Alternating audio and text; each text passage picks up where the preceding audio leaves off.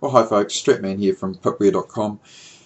Today we're just going to talk about spread. You can see my spread here on this ODL. MetaTrader is jumping between 7.9 and 8 pips. We've just started a new trading day. Remember that the new trading day for me always starts at 5 p.m. New York. So at the moment that's this is the two sessions open. We've only done 16 pips for the day. Most brokers, the spread gets larger at the beginning of the trading day or 5 p.m. New York. Be really mindful of that. If you're fortunate enough, your broker may actually chart what their spread is over each day and over the full week. That happens for me with Oanda.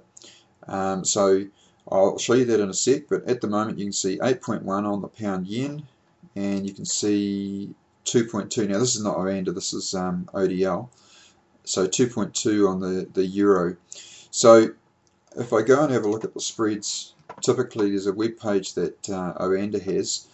We can see that this is Saturday, Sunday. So if we start at the beginning of the week, what we can see is that during the weekend the spread on each pair is relatively large. So just for example, we've got a approximately a 14, almost 14 pip spread there on over the weekend, and this is something you've got to watch as well when you're using the simulator on MetaTrader 4 over the weekend. You get the spread at the end of the week, whatever it was. So if you were running an expert advisor over the weekend, trying to do doing some simulation testing or back testing, sorry, what you're going to do is you're going to be working with a large spread for your EA, which is probably not going to give you the correct results.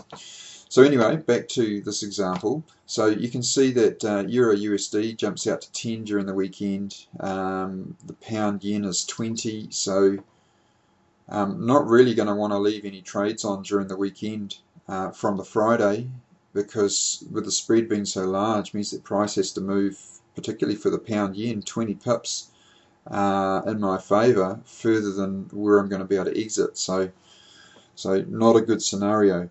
So you could easily be stopped out. If you're sitting with like a 15 pip stop on the pound yen going into the weekend, this spread changing could be enough to knock your stop out. So just be careful of that.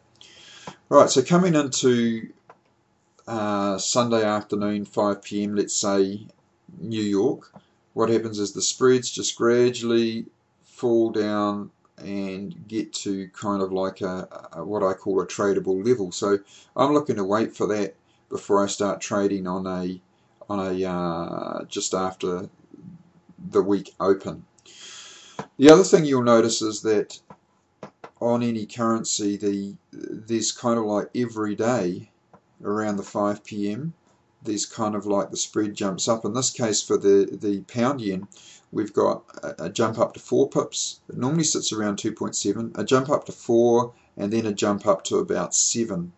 And then it comes back down to about just below 4, and then finally gets back down to about 2.7, which is great. But this happens every day.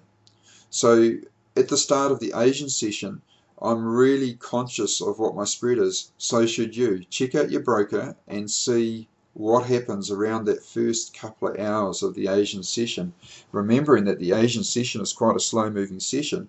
If you've got a large spread, it's going to eat into a significant amount of your profit. The other thing to note is that, and most people are aware of this, is that the spread can balloon out quite large during news time, and we can see these little black marks here that have been shown to give the kind of like idea of this is where it actually is. But what actually happens on Oanda is that they jump the spread out to some maximum value that they use all the time. So if we look at the pound yen, it'll jump out to about 15 pips, and if we have a look at the pound USD during news time, the spread can jump out to 15 pips. So again, if you've got a trade in during news time, you have to be very careful, because you might only have a 10 pip stop, and hello, the spread jumps out to 15 pips, and so your opportunity to take profit and get your stop hit has been worsened by 15 pips.